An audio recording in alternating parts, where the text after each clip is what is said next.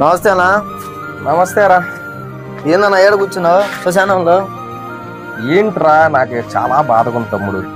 నేను బాధ కలిగినప్పుడల్లా ఇక్కడికి వచ్చి కూర్చుంటా.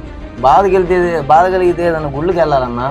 అరే, గుళ్ళల్లో మనం బాగుండాలి, నా కుటుంబం బాగుండాలి అని గుళ్ళకి వెళ్తారు తప్ప, ఆ దేవుణ్ణి వేడుకోవడానికి వరాలు అడగటానికి వెళ్తారు తప్ప, ఎవరో కూడా శ్మశానానికి వచ్చి సాక్షాత్తు పరమశివుడు ఇక్కడే ఉండేది.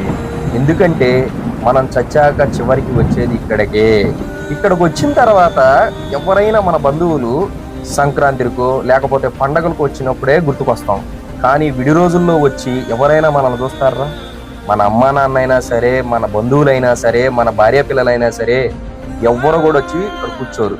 నేను ఎందుకు వచ్చి కూర్చుంటానో తెలుసా? నాకు బాధ కలిగినప్పుడల్లా ఆ సాక్షాత్తు పరమశివుడు ఇక్కడ ఉంటాడు, మన పూర్వీకులు ఇక్కడ ఉంటారు, మన తోబుట్టువులు ఇక్కడ ఉంటారు. కాబట్టి నాకు మనశ్శాంతి అనేది 5 నిమిషాలు ఇక్కడ ఈ ప్రశాంతంగా, శ్మశానాలు కాదురా, సాక్షాత్తు కైలాసగిరి.